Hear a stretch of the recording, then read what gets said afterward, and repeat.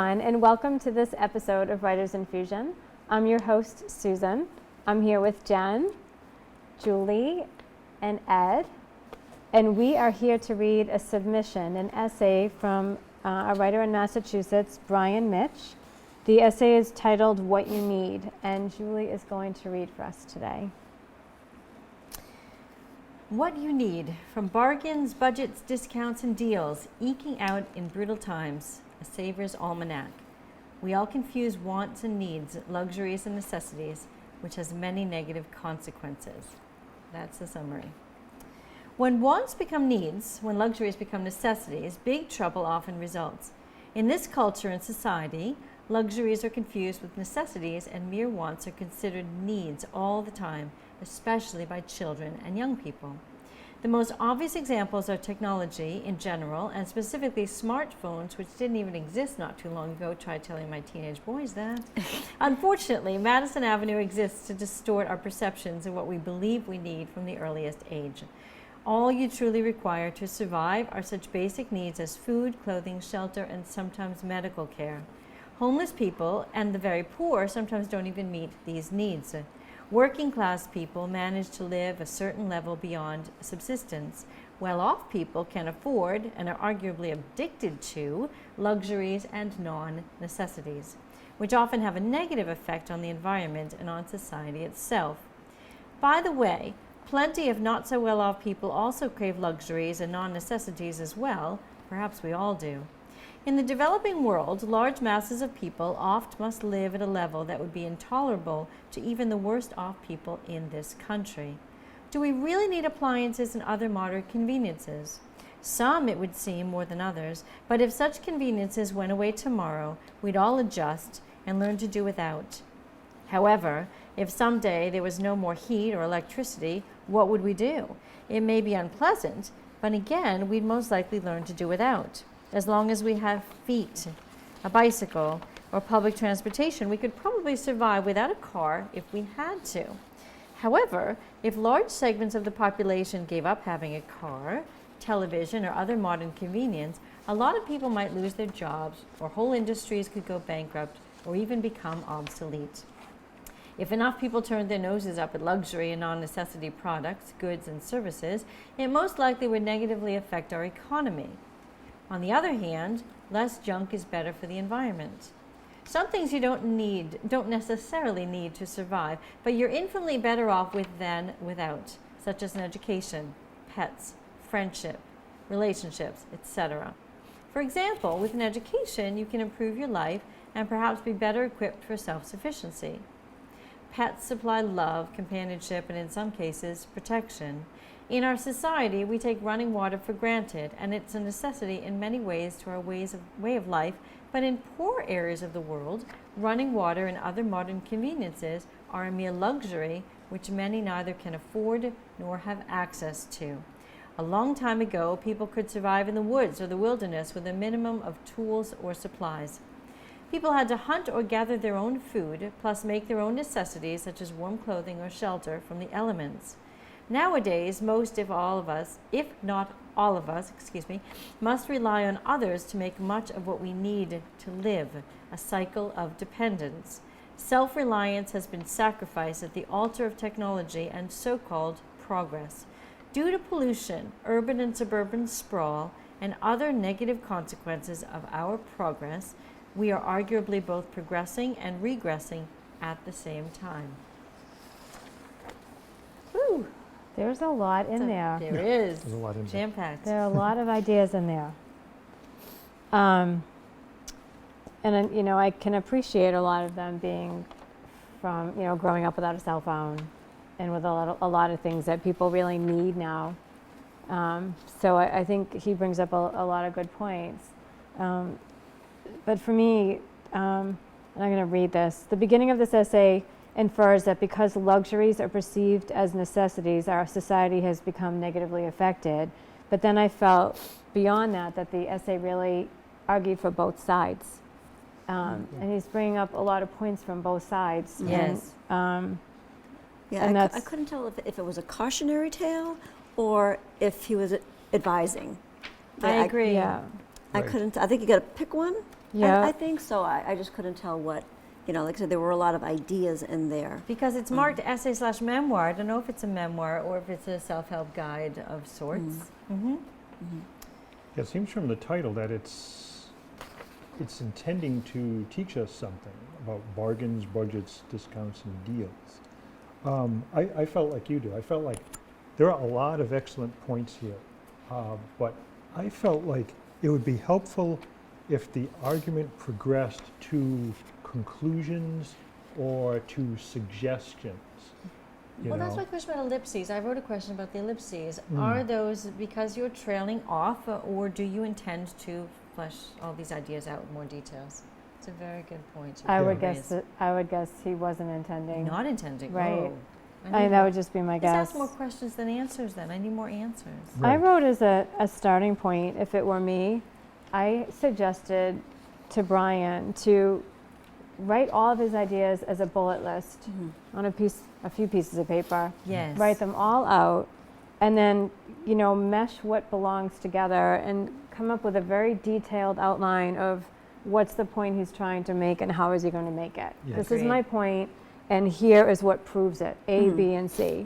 And then maybe here's a second point that's related in A, B, and C, but it still has to be limited, and it has to be organized. Focused, and focused. And focused. Yeah, and it's hard to tell. I mean, it may be that he just wants to raise these things to bring them to our awareness, which I think that's a good thing. I mean, you talk about smartphones. Some people might consider them a necessity. Some people might consider them a luxury.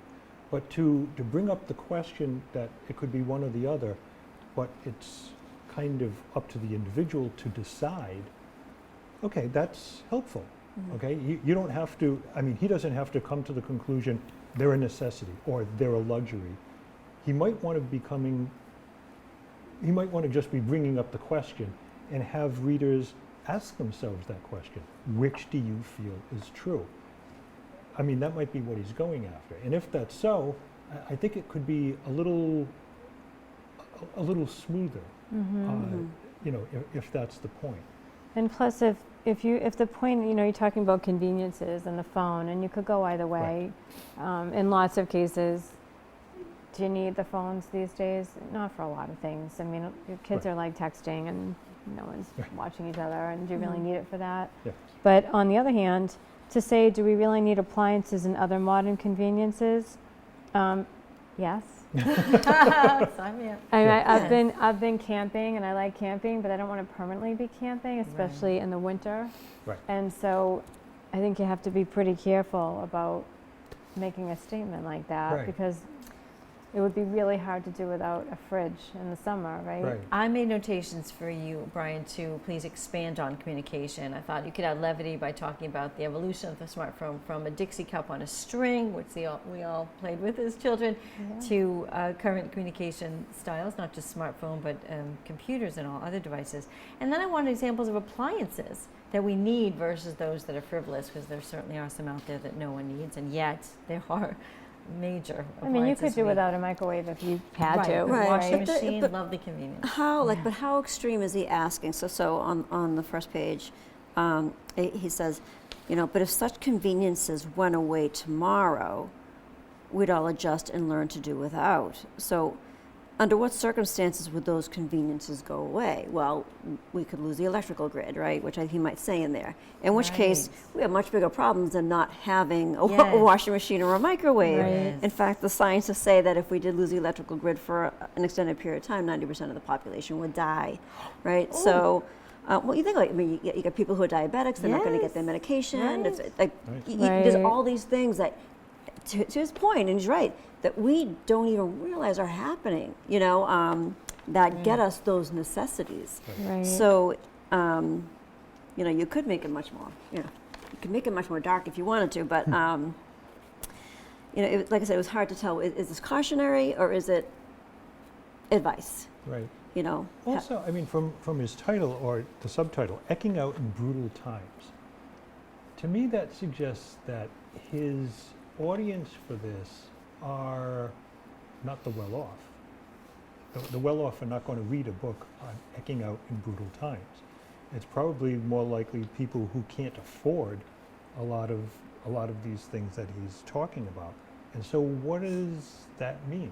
I mean, how does that affect,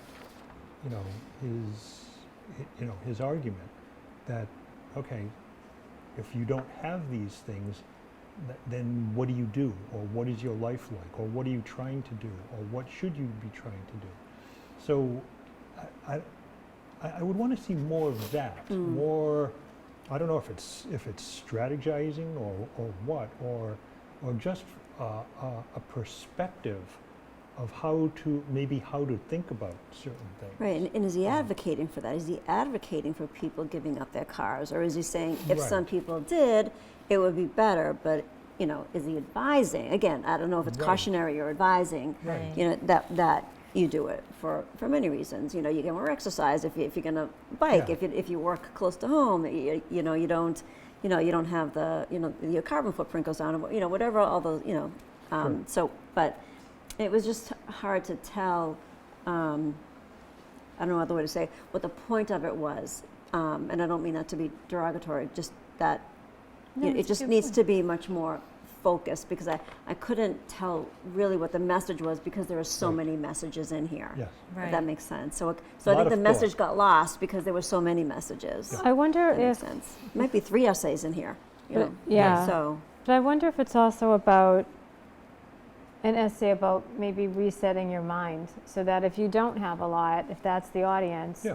then this is a way to look at it and survive right. and be happy surviving in that place. Right. And you So- probably would survive if we did lose the electrical grid, because you're not so reliant on technology. Right.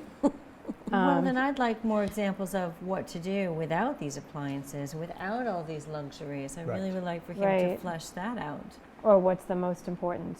Yes. But I think you need to know, it's like when you read any kind of a scientific paper in a journal, there's an abstract at the beginning, and so you know what's coming and what's going to be analyzed. And so when I read an essay, I want to know right up front what is it that Right. you're analyzing. What's the perspective? And just pick, Yeah. like I said, Yeah. if you make an outline and write everything down first, then pick what it is that you're working on, Right. and that we should expect to learn about when we read the rest of it. Well, as I reread the summary, I see it says from Bargains, Budgets, Discounts, and Deals. So that must be a book with many essays within, and this is the essay What You Need. And the parenthetical addition to the title is A Saver's Almanac. So we do know his audience, and this Okay. must be one of many. But I don't know where this falls, if this is the start of the book. I don't know if that matters where this falls, but I want to know, I would like to know the outline also, to see the table of contents. And this to is know. also like total thought on page. It's only 2 paragraphs. Yeah. Right? It There's says not- it's an essay.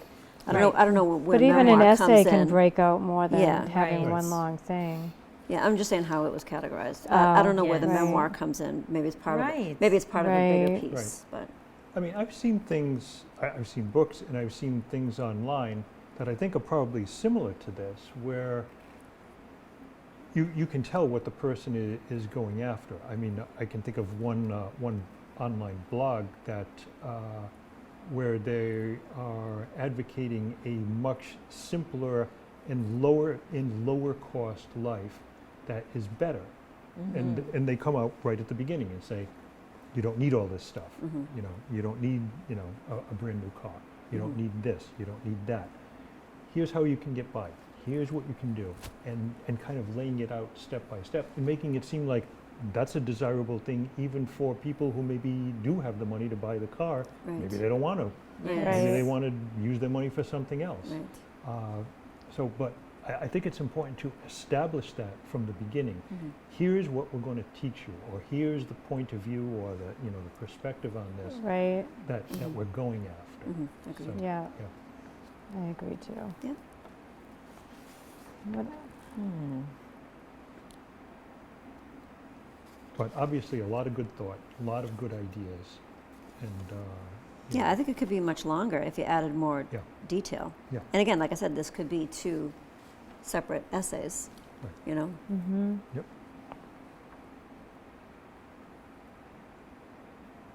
yeah. I mean, I could keep saying it, but that's essentially the gist of it, pick the things you want to expand upon and Mhm. make sure you're really clear about what you're talking about. Mhm. And then he says on the second page, he says, for example, within education, you can improve your life and perhaps be better equipped for self-sufficiency. So when he says that, is part of this going to be about maybe living the simple life isn't the best way to go? Right? Because when you say something like that, now you're saying now you can make things better. And then there's one little sentence right after it that says pets supply love, companionship, and in some cases protection. So I said that's something you can expand upon, that there are studies that indicate that people who are married live longer than people who are single, or if they have pets. Mhm. You can add statistics about people who have an education, how much money they're able to make versus people who don't. Mhm. It just depends on what direction you want to go in. Right. Mhm. Yeah, and it's the direction is just not clear right now. Right. That's So, I agree. do we have anything else? And then to end with, we're arguably both progressing and regressing at the same time, is playing both sides. We don't know. Exactly. I do like that last line, though. You I do. do like it, because Yeah.